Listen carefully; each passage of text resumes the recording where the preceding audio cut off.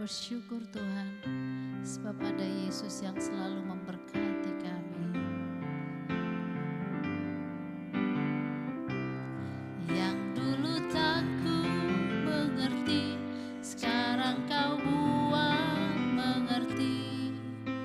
Kau singkapkan mataku dengan kasih-Mu yang tak pernah ku pikirkan. Sungguh kau telah sediakan, kau curahkan berkat-Mu limpah dalam hidupku. Terima kasih Yesus, terima kasih Yesus. Ku beri syukur hanya bagi-Mu, ya Allahku, ya Tuhanku. Terima kasih Yesus, terima kasih Yesus. Ku beri syukur hanya bagi-Mu, terima kasih Yesus.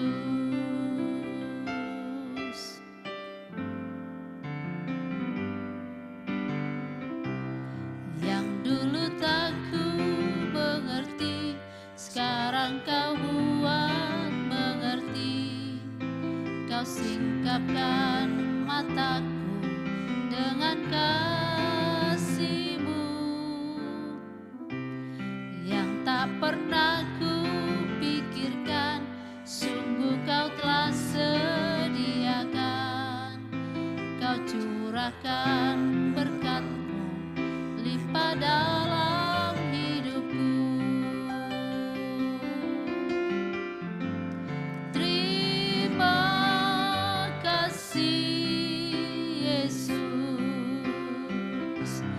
terima kasih Yesus. Ku beri syukur hanya bagi-Mu, ya Allahku, ya Tuhanku. Terima kasih Yesus, terima kasih Yesus. Ku beri syukur hanya bagi-Mu, terima kasih Yesus,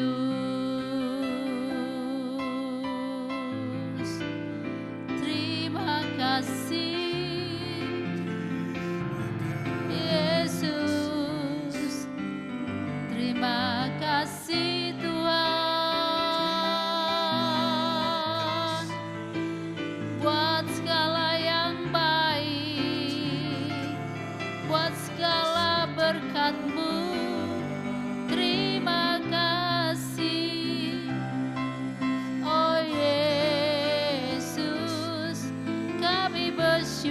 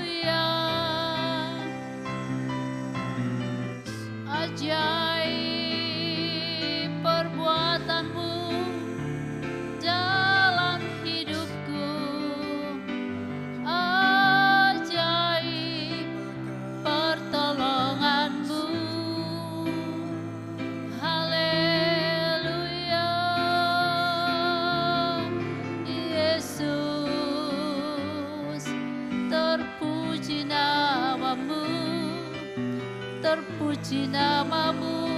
Haleluya, haleluya, haleluya.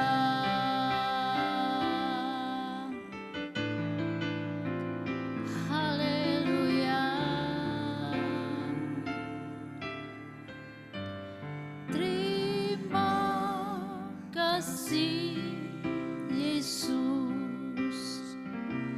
Terima kasih Yesus. Ku beri syukur hanya bagimu, ya Allahku, ya Tuhanku.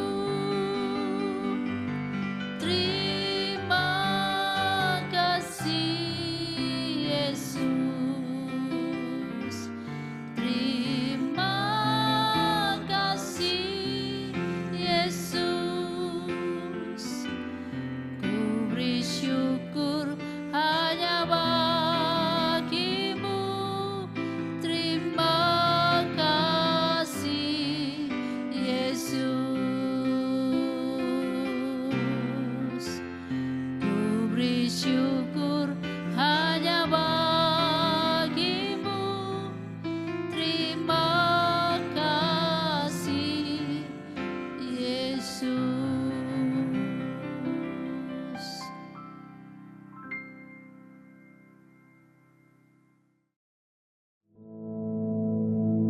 Our Father, which art in heaven, hallowed be thy name. Thy kingdom come, thy will be done in earth as it is in heaven. Give us this day our daily bread, and forgive us our debts, as we forgive our debtors. And lead us not into temptation, but deliver us from evil. For thine is the kingdom, and the power, and the glory, forever. Amen.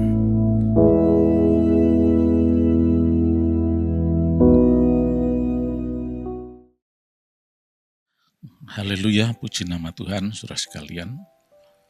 Mari pagi hari ini kita terus belajar lebih dalam mengenai bagaimana supaya bisa kita betul-betul dikendalikan oleh Roh Kudus, dituntun, dipimpin.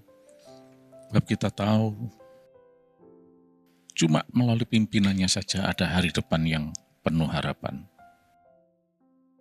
Untuk itu kalau kita lihat sejenak di dalam Efesus pasal yang kelima ayat 18 kita sudah tahu bahwa kita harus penuh Roh Kudus.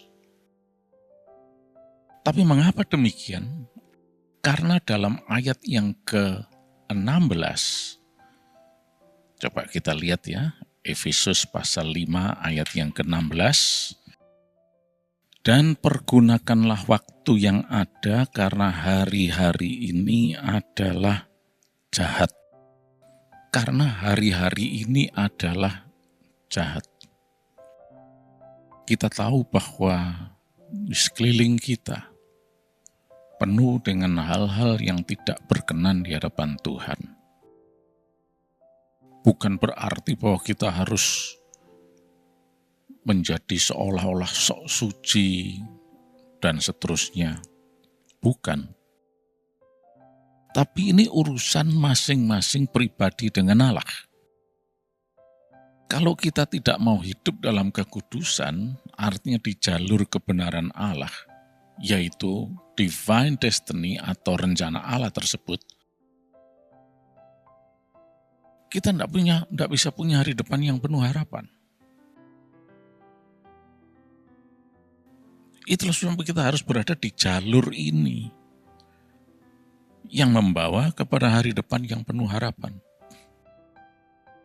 Dan di bawah tuntunan kuasa Roh Kudus. Sebab tanpa itu kita akan melenceng ke sana kemari dan akhirnya akan terjebak di dalam hari-hari yang penuh kejahatan ini. Dan kita akhirnya akan terseret arus. yang penuh dengan kejahatan ini. Oleh karena itu kita sangat butuh Roh Kudus. Kehidupan Yesus sendiri menyatakan bagaimana dia itu sepenuhnya dituntun, dipimpin oleh Roh Kudus dalam segala hal. Nah, sekarang masalahnya adalah bagaimana betul-betul hal ini bisa terwujud dalam kehidupan kita. Kita tahu bahwa untuk Roh Kudus itu bisa menuntun kita, maka kita harus mau dituntun. Itu sudah merupakan basicnya. Dan tidak ada pilihan yang lain. Ketika kita tidak mau dituntun, mungkin istilah tidak mau itu terlalu ekstrim mungkin. Mungkin kebanyakan orang pasti akan mengatakan, saya bukan tidak mau. Saya mau dituntun Roh Kudus. Nah, mungkin mengklaim demikian. Oke. Mau, tapi cuma di bibir saja. Loh enggak, saya juga tulus dengan hati saya mau dituntun. Oke. Tetapi pada kenyataannya itu tidak terjadi. Tuntunan Roh Kudus tidak terlaksana dalam kehidupan kita. Mengapa? Alasannya adalah karena kita masih kuat, bersikukuh dengan aku kita. Kita memang adalah pribadi yang punya pikiran, perasaan, dan kehendak. Nah, inilah yang membuat Roh Kudus itu terhambat untuk bisa menuntun dan mengendalikan kita. Ya kembali lagi, ini berarti tidak mau dituntun. Walaupun kita mengklaim, saya tidak pernah secara terang-terangan mengatakan tidak mau kok. Saya tidak menentang Roh Kudus. Bahkan saya berkarunia Roh Kudus dan macam-macam. Saya setia ke gereja, saya melayani dan sebagainya. Boleh. Tetapi kalau pada kenyataannya kita tidak dituntun Roh Kudus, ini kembali lagi, itu berarti tidak mau. Mengapa demikian? Karena kita ini punya kemauan sendiri. Jadi bukan berarti memang menentang, tidak mau karena menentang, tapi tidak mau karena punya kemauan sendiri. Ya sama artinya tidak mau. Pakai maunya sendiri. Kehendaknya sendiri. Keinginannya sendiri. Nah, ini yang menjadi problem untuk bisa dituntun Roh Kudus. Mari sekarang saya akan berikan contoh. Ada satu figur atau sosok pribadi yang jelas-jelas pakai maunya sendiri, dan ini jelas bertentangan di hadapan Tuhan, dan tidak ada hari depan dalam kehidupannya. Ya, ayo saya sudah melihat di dalam Yesaya pasal yang ke-14 ayat yang ke-12. Wah, engkau sudah jatuh dari langit, hai bintang timur, putra fajar. Engkau sudah dipecahkan dan jatuh ke bumi, hai yang mengalahkan bangsa-bangsa. Engkau yang tadinya berkata dalam hatimu, aku hendak naik ke langit, aku hendak mendirikan tahtaku, mengatasi bintang-bintang Allah, Dan aku hendak duduk di atas bukit pertemuan jauh di sebelah utara.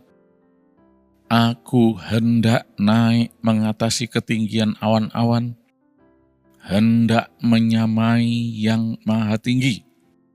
Sebaliknya, ke dalam dunia orang mati engkau diturunkan, ke tempat yang paling dalam di liang kubur. Orang-orang yang melihat engkau akan memperhatikan dengan mengamat-amati engkau, katanya, inikah dia yang telah membuat bumi gemetar dan yang telah membuat kerajaan-kerajaan bergoncang, yang telah membuat dunia seperti padang gurun dan menghancurkan kota-kotanya, yang tidak melepaskan orang-orang yang terkurung pulang ke rumah? Semua bekas raja bangsa-bangsa berbaring dalam kemuliaan masing-masing dalam rumah kuburnya. Tapi engkau ini telah terlempar jauh dari kuburmu, seperti taruk yang jijik ditutupi dengan mayat orang-orang yang tertikam oleh pedang dan jatuh tercampak ke batu-batu liang kubur, seperti bangkai yang terinjak-injak. Nah, sampai di sini saja pembacaan kita, ya. Ini suatu cuplikan dari apa yang dicatat di dalam pasal 14 Yesaya ini, ya. Nah, ini berbicara mengenai bintang timur putra fajar. Apa? Siapa? Dan bagaimana menjelaskan ini? Di dalam terjemahan King James Version digunakan kata Lucifer. Dan kemudian di dalam ini diambil dari Vulgata yang menggunakan kata Lucifer juga. Di dalam bahasa aslinya, yaitu dalam bahasa Ibrani, digunakan kata Chelel ben Shachar atau morning star, ya. Di dalam terjemahan Indonesia, Alkitab Indonesia Lama dikatakan bintang kejora. Tetapi Vulgata menggunakan kata Lucifer yang diserap kemudian di dalam bahasa Inggris sebagai Lucifer. Apakah ini setan? Sebagian besar peneliti Alkitab mengidentikan ini dengan setan tersebut, Lucifer. Ya, secara teologis ini bisa diyakini sebagai Lucifer.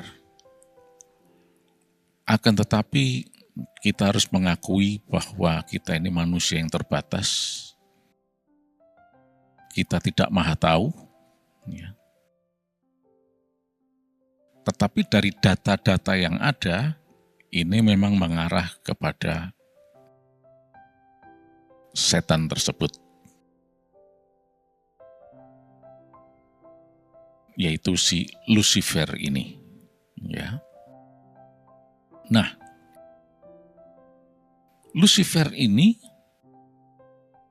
dikatakan dibuang, jatuh. Nggak punya hari depan di sini. Dan kita tahu bahwa yang namanya setan nggak ada hari depan. Ya. Walaupun mungkin sudah katakan, loh ini perikop ini kan berbicara mengenai Raja Babylon.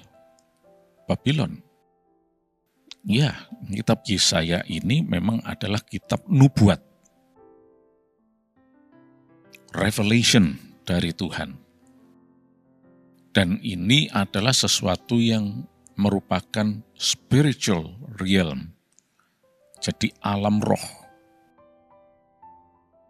Dan seringkali Tuhan memang menyampaikan sesuatu secara rohani. Nah, di dalam alam roh atau dalam bentuk revelation, penglihatan, nubuat dan sebagainya, memang ini bukan sejarah.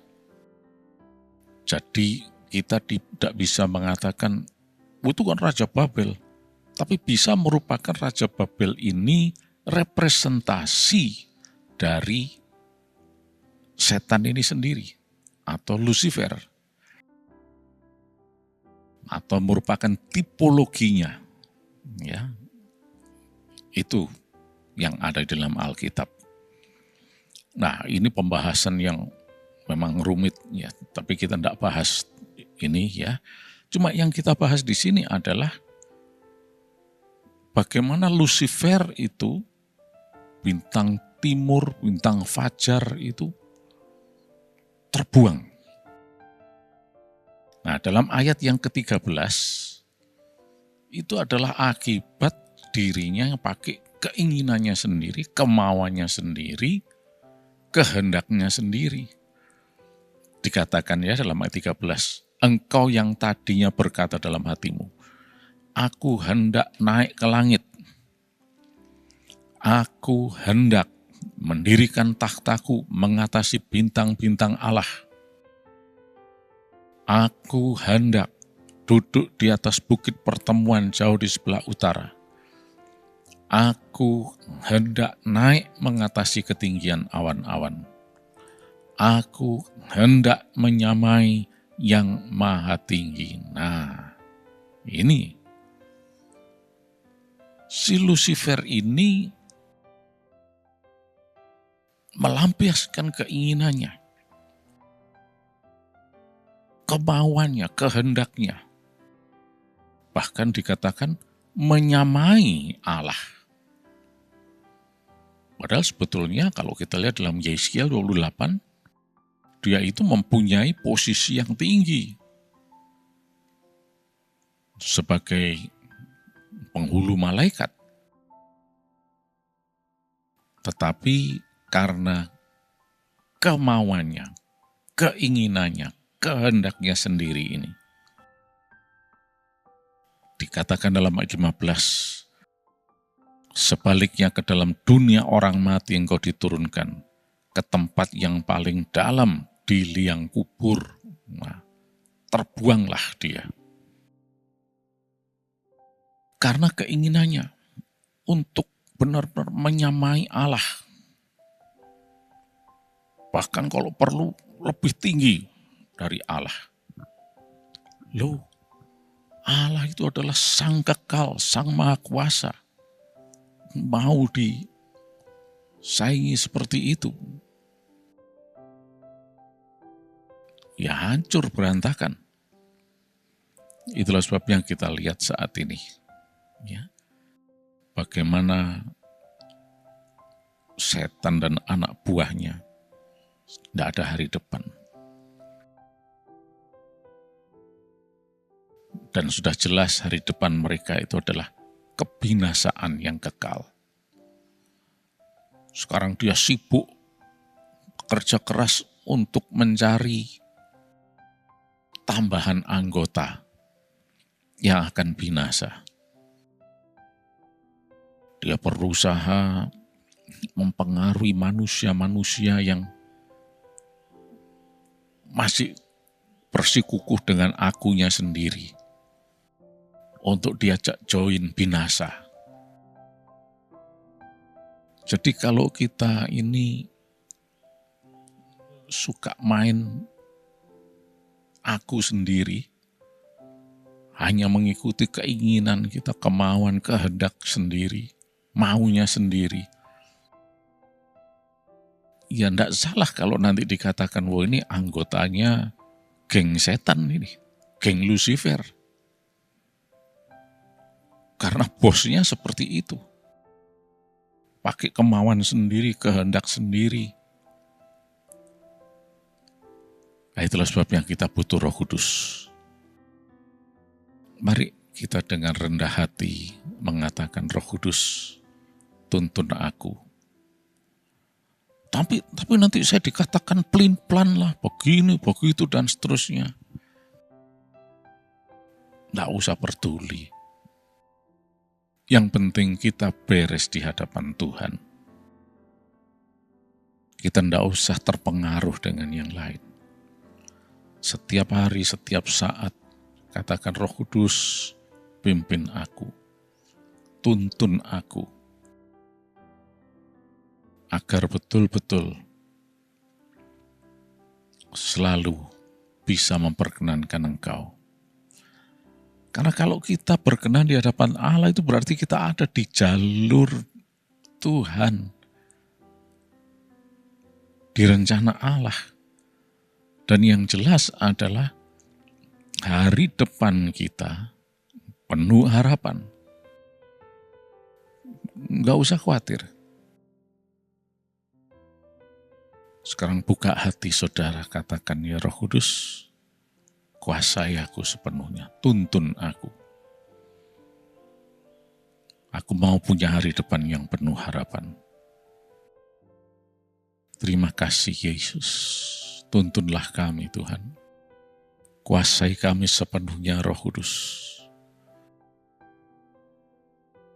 Dan sepanjang hari ini kami diberkati berkelimpahan Tuhan. Kami sehat, kami berkemenangan, dan selalu memuliakan nama Yesus Kristus. Oh, terima kasih Tuhan. Kami hormati Engkau Yesus. Di dalam nama Tuhan Yesus Kristus. Haleluya. Amin.